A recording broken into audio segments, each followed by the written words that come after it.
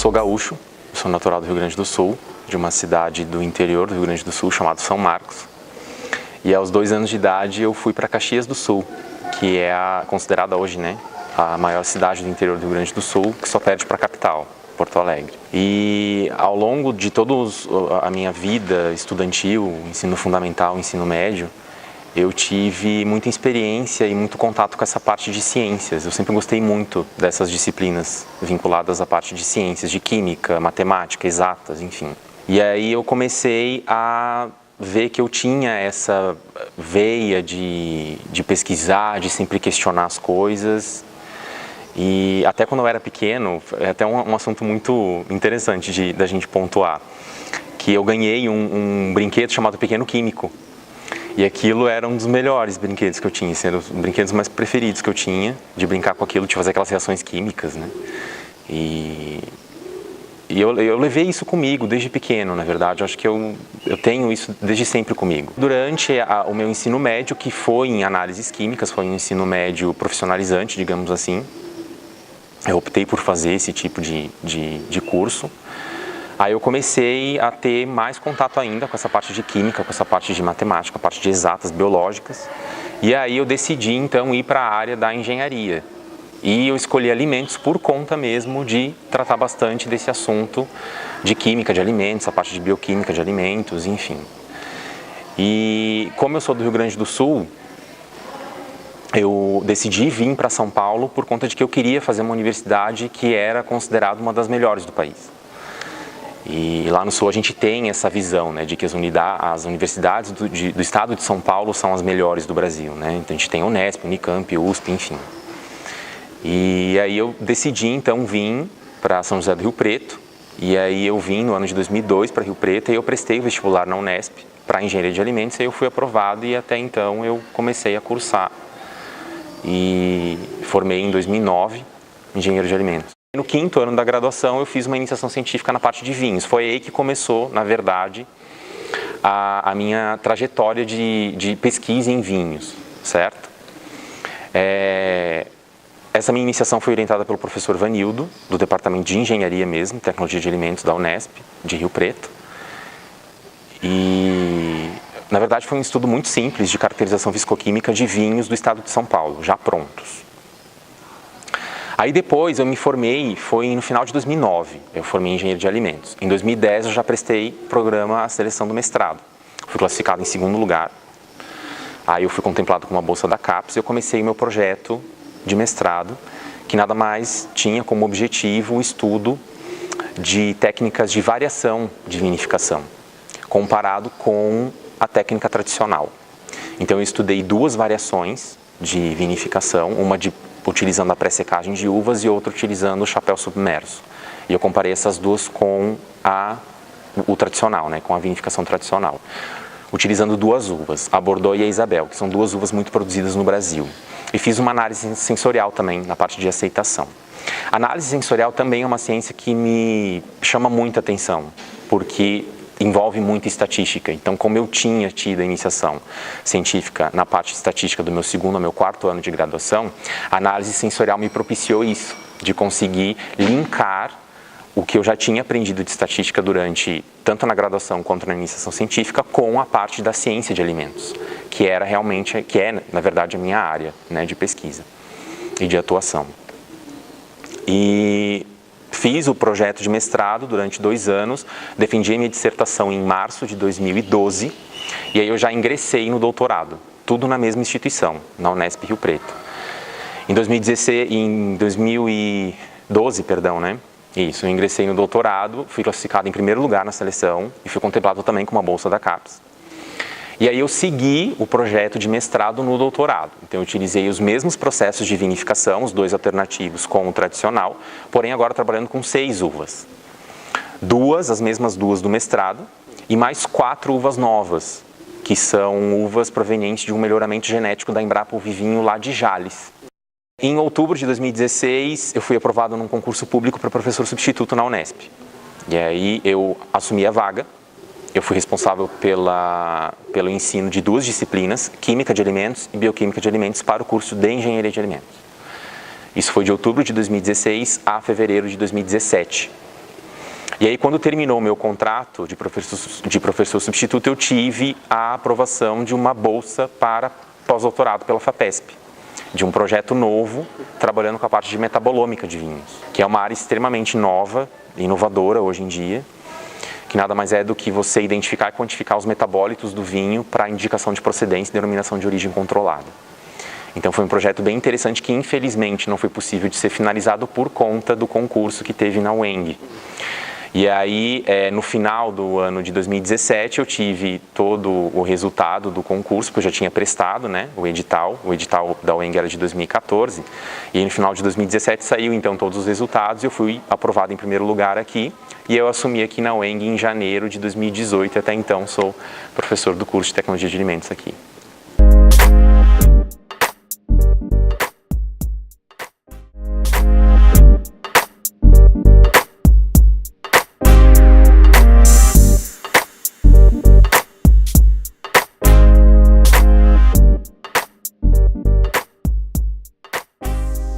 Bom, o projeto de vinhos regionais começou, a ideia, numa conversa que eu tive com o professor Vanildo, porque em se tratando, como eu era aluno de pós-graduação do programa da Unesp de Rio Preto, que está localizado no estado de São Paulo, e no Brasil, de uns anos para cá, tem uma tendência em considerar a descentralização da produção de vinhos no Brasil, certo? Existe uma região clássica de produção, que é a Serra Gaúcha, propriamente dita. Olha que ironia do destino, né? Um gaúcho da Serra Gaúcha vem estudar vinhos no interior de São Paulo. Mas acontece. A idealização do projeto, então, veio a partir daí, de ter, na verdade, um produto regional, um vinho regional, de características do estado de São Paulo, trabalhando com as uvas cultivadas no estado de São Paulo, certo? E comparar o potencial desse vinho com os vinhos produzidos pelas regiões clássicas, que seria a região do Vale dos Vinhedos, na Serra Gaúcha. E também comparar com a outra região emergente, que é essa do Nordeste brasileiro, do Vale do Sul Médio do São Francisco. Então a idealização, a conjectura, né, ela se consolidou através disso. Além de nós entendermos e observarmos o comportamento dessas uvas no estado de São Paulo e dos vinhos produzidos por essas uvas no estado de São Paulo, nós também estudamos a parte de tecnologias de vinificação diferenciadas. Então, teve uma adição aí no projeto, né? Então, além de estudar qual que seria as características, as propriedades tanto químicas quanto sensoriais desses vinhos do estado de São Paulo, nós também trouxemos, né, no caso, toda essa parte de inovação no que se refere à tecnologia de vinificação. Então, basicamente, tanto no projeto de mestrado quanto no projeto de doutorado, nós trabalhamos com duas técnicas, digamos assim, inovadoras aqui no Brasil, né? Então, nós trabalhamos primeiramente com a técnica de pré-secagem das uvas, então, que nada mais é do que você secar as uvas anteriormente de vinificá-las.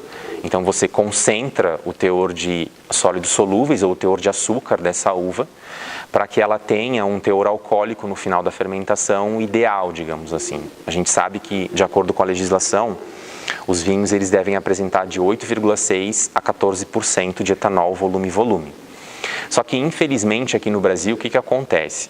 As uvas, por si só, naturalmente, elas não atingem um teor de sólidos solúveis ideal para que nós tenhamos, no final da fermentação alcoólica, um vinho com esse teor alcoólico, certo? Então, especialmente e exclusivamente no Brasil, é permitido pela legislação a prática da chaptalização, que nós chamamos. O que é isso? Nada mais é do que a prática de inserção de sacarose no mosto para corrigir o teor alcoólico. Então, a técnica de pré-secagem, ela veio como alternativa para evitar a prática da chaptalização. Então, para a concentração natural do teor de açúcar da uva, propriamente dita, para que evite, então, a inserção de sacarose e para verificar quais que seriam as mudanças químicas e sensoriais nesse vinho, sem ser chaptalizado, porém só concentrado com o açúcar da uva. E uma segunda técnica alternativa, que era a técnica do chapéu submerso, que na verdade consistia basicamente de nós possibilitarmos o contato da parte sólida da uva, né, do bagaço da uva, um contato intermitente um contato contínuo, na verdade, né, com o mosto. Otimizar a liberação dos compostos fenólicos, dos compostos corantes para o vinho tinto, certo? E verificar também qual que seria a influência disso no rendimento do processo, na parte química, na parte sensorial, na parte de identificação e quantificação dos compostos fenólicos e voláteis.